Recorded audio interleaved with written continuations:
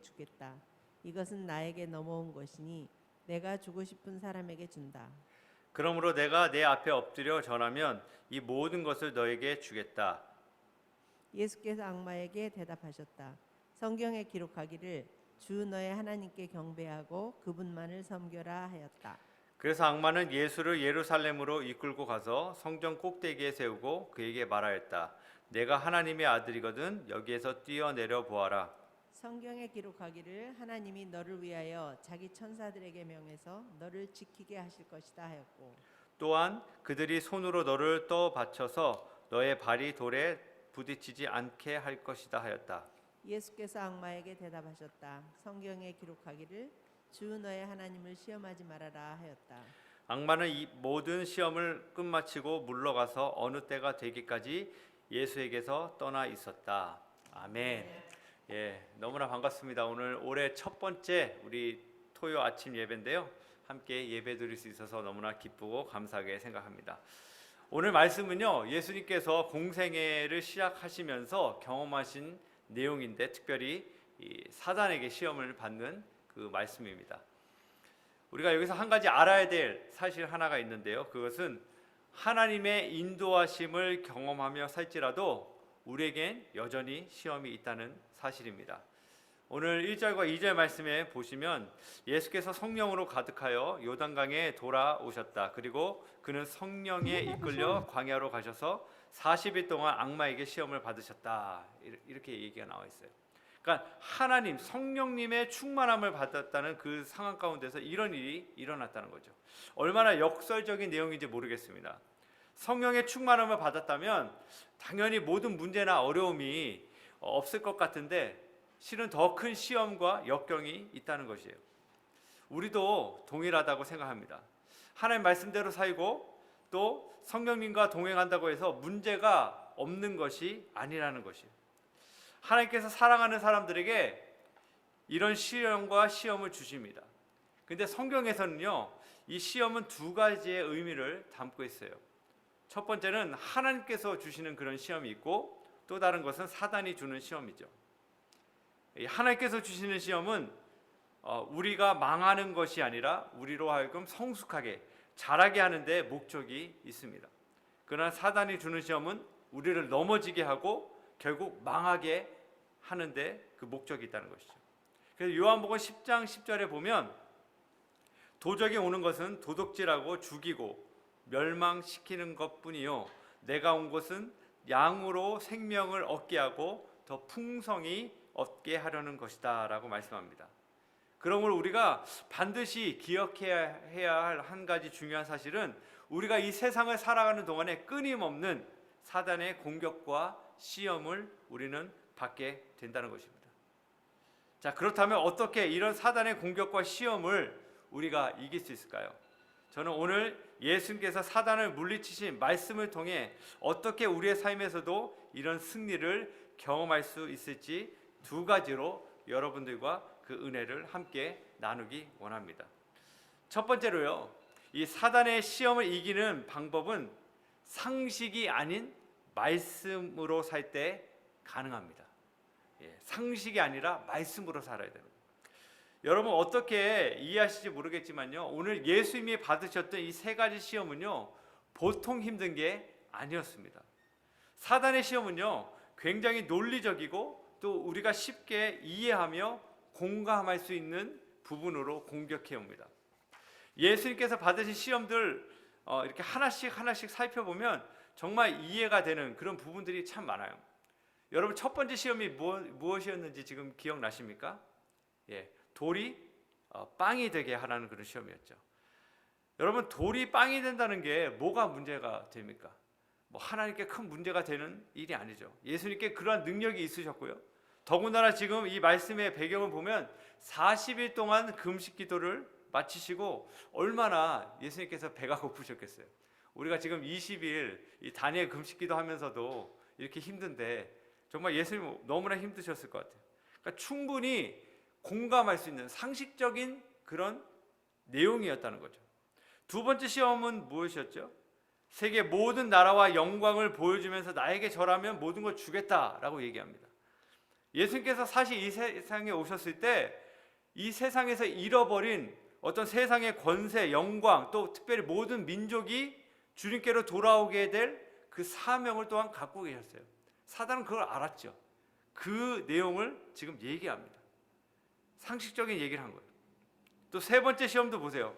성전에서 떨어져 봐라. 그러면 천사들이 너를 지켜줄 것이다 라는 그런 유혹이었습니다. 우리가 이 부분은 좀 쉽게 넘어가는 것 같은데요. 실은 왜 사단이 예수님을 성전 꼭대기에서 떨어지라고 얘기했을까? 이 부분을 우리가 좀 잘 주의 깊게 살펴볼 필요가 있습니다. 여기엔 중요한 사실 하나가 숨겨져 있어요. 그것은 뭐냐면 사단이 예수님께 떨어지라고 얘기했던 성전 꼭대기는요, 이 유대 전승에 메시아의 도래를 알리는 상징적인 장소였다고 합니다. 그러니까 예를 들면 예수님께서 만약 그곳에서 떨어졌을 때 정말 천사들의 도움으로 죽지 않고 이렇게 살아나는 어떤 기적을 보여주면 그 모습을 보면 사람들이 다 생각하기를 이분이 정말 메시아가 맞구나 라고 인정할 수 있는, 아주 쉽게 모든 것들이 해결될 수 있는 그러한 이야기였다라고 얘기합니다. 이런 상식적이고 충분히 납득이 될 만한 일들을 예수님은 어떻게 물리치십니까? 말씀으로 물리치셨다는 거예요. 세상은요, 상식을 따지고 이성적으로 생각하라고 말하는데 사실 우리 성도님들은요, 상식보다 말씀이 먼저임을 믿으시기를 바랍니다. 교회는요, 하나님의 말씀으로 인도함을 받는 곳이지 세상의 어떤 상식과 이성으로 인도되는 것이 아닌 것이에요. 하나님의 말씀의 권위에 순복하는 것이 먼저라는 것입니다. 오늘날 우리 교회와 성도들이 정말 세상에서 조롱받고 무시당하는 이유가 무엇인가 좀 가만히 생각해 보면 우리가 너무나 이성과 상식만을 쫓아서 가지 않는가라는 부분을 저는 생각하게 됩니다. 고리타분하다, 너무 배타적이다, 정말 사람이 너무나 융통성이 없다, 인간미가 없다, 이런 얘기들을 우리가 자꾸 들으면서, 세상 사람들로 그런 얘기를 들으면서 우리도 모르게 자꾸 세상과 타협하고 그냥 그들의 말대로 쫓아가는 그런 모습이 우리 가운데 있지 않은가 모르겠습니다. 세상이 우리에게 뭐라고 얘기하는지에 관심을 갖기 전에 먼저 하나님께서 우리에게 뭐라고 말씀하시는지를 듣는 게 훨씬 더 중요합니다. 말씀을 온전히 들을 때 우리는 사단의 공격을 이길 수 있습니다. 그런 면에서 요즘 우리가 90일 이 성경 통독을 하고 있는데 얼마나 큰 축복인지 모르겠어요. 매일마다 말씀을 읽으면서 말씀이 우리에게 뭐라고 얘기하시는지, 하나님의 뜻이 무엇인지를 발견하는 것, 정말 하나님께서 우리에게 주시는 큰 축복 중에 하나라고 믿습니다. 소망하기는 정말 아직까지 우리가 시작을 못했다면 늦지 않은 것 같아요. 계속 우리가 성경 통독을 하면서 올 한 해를 말씀으로 정말 승리하시는 저와 여러분 모두가 되기를 주님의 이름으로 간절히 축복합니다. 두 번째로 사단의 시험을 이기는 방법은요, 내 중심이 아닌 하나님 중심으로 살 때 가능합니다. 여러분, 오늘 예수님께서 받으셨던 세 가지 시험의 주 요점이 뭔가요? 여러분, 그 요점을 파악하셨나요? 저는 보니까요, 정체성을 부각하는 데 있다라고 생각해 봤습니다. 어떤 정체성을 얘기합니까? 예수님이 누구신지를 보여주라는 데 초점이 맞춰져 있다는 거예요. 보세요. 사단이 지금 반복해서 이런 전제를 깔고 지금 얘기를 해요. 내가 하나님의 아들이거든 이라고 얘기를 하죠. 이게 무슨 말이죠? 내가 누군지를 보여줘라, 그 얘기를 하는 거예요.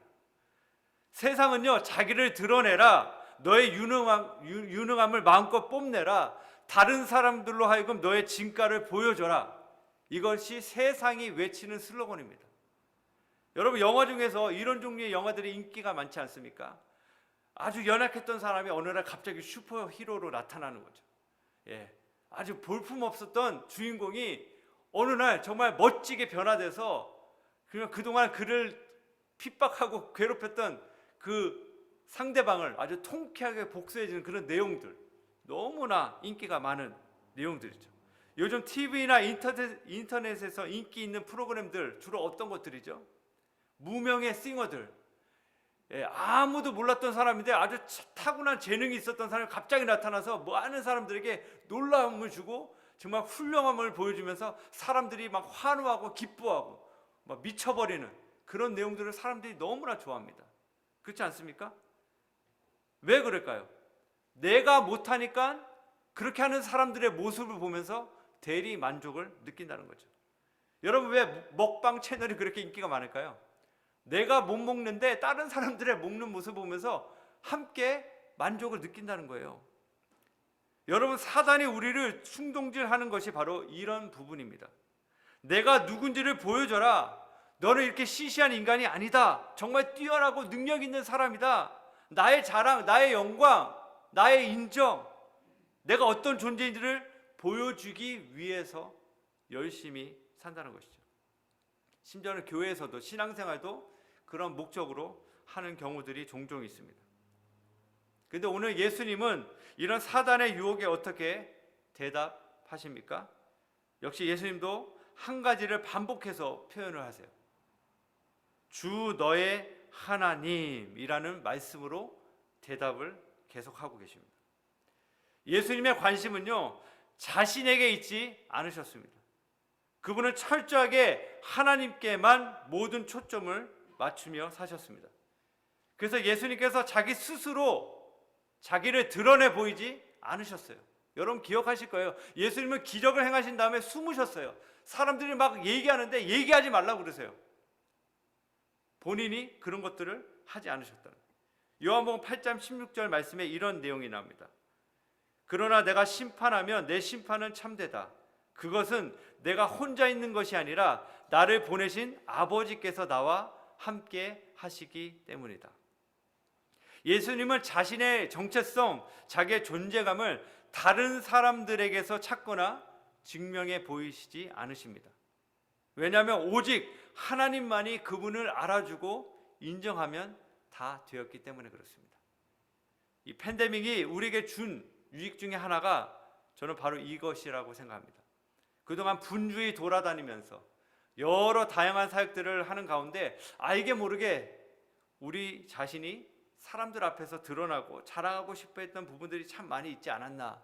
이런 부분들을 정말 이 팬데믹 기간에 우리 스스로 돌아보고 정말 주님 앞에서 하나님께 집중하는 그런 시간을 갖게 하는 것, 이것이 우리에게 주신 하나님의 유익이 아닌가라고 생각하게 됩니다. 사랑하는 성도 여러분, 사단은 지금도 열심히 시험하고 일하고 있습니다. 베드로전서 5장 8절에 이런 말씀이 있어요. 근신하라, 깨어라. 너희 대적 마귀가 우는 사자같이 두루 다니며 삼킬 자를 찾나니 라고 얘기합니다. 사단은요, 지금도 두루 다니면서 넘어뜨리고 쓰러지게 한다는 것이에요. 믿는 사람들을 찾아다니고 있어요. 믿지 않는 사람들이 아니라 열심히 하나님을 찾고 신앙을 지키고 믿음을 지키려고 몸부림치는 그 사람들을 지금 찾아다니면서 삼키려고 한다는 것이죠. 이럴 때 우리가 어떻게 해야 합니까? 야고보서 4장 7절 말씀에 이렇게 나옵니다. 그런즉 너희는 하나님께 순복할지어다. 마귀를 대적하라. 그리하면 너희를 피하리라. 우리가 사단을 이기는 방법을 알려주시는데 먼저가 하나님께 순종하는 거예요. 순종이 제사보다 낫습니다. 순종하지 않는데 우리가 사단을 이길 수 없다는 거예요.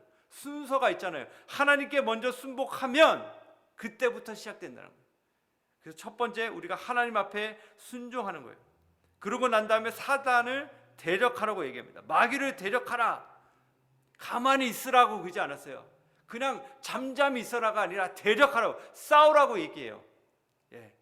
어떻게 싸워야 됩니까? 오늘 예수님이 그 방법을 알려주신 거죠. 첫 번째, 상식으로 살지 않고 말씀으로 싸운다는 거, 말씀으로. 두 번째는 내 중심이 아닌 하나님 중심으로 싸워 나갈 때 우리에게 닥쳐오는 많은 사단의 유혹들, 시험들 충분히 하나님 주신 능력으로, 말씀으로 넉넉히 이겨가시는 저와 여러분 모두가 되기를 주님의 이름으로 간절히 축복합니다. 우리 다 같이 기도하도록 하겠습니다. 하나님 감사합니다. 정말 오늘 주님께서 말씀하신 그 내용처럼 우리 예수님께서도 성령 충만함을 받으셨음에도 불구하고 이런 사단의 시험을 경험하셨습니다. 오늘 예수님께서 사단을 물리친 이 말씀처럼 우리가 이 새해를 살아가는 동안, 이 한 해를 살아갈 때에 많은 사단의 공격과 유혹 앞에 우리가 넘어지고 쓰러지는 그런 모습이 아니라 다시 한번 말씀을 붙잡고 나의 이성과 나의 상식대로 살지 않고 온전히 생명의 말씀 대신 성령의 검인 주의 말씀만을 붙잡고 살아가는 저희 모두가 되어질 수 있도록 축복하여 주시옵소서. 그래서 하나님, 내 중심이 아니라 하나님 중심으로 살아서 정말 주님이 기뻐하시는, 주님이 뜻하시는 그런 일을 이루어 나가는 올 한 해가 될 수 있도록 주님 함께하여 주시옵소서. 감사드리며 살아계신 예수님의 이름으로 간절히 기도드리옵나이다. 아멘.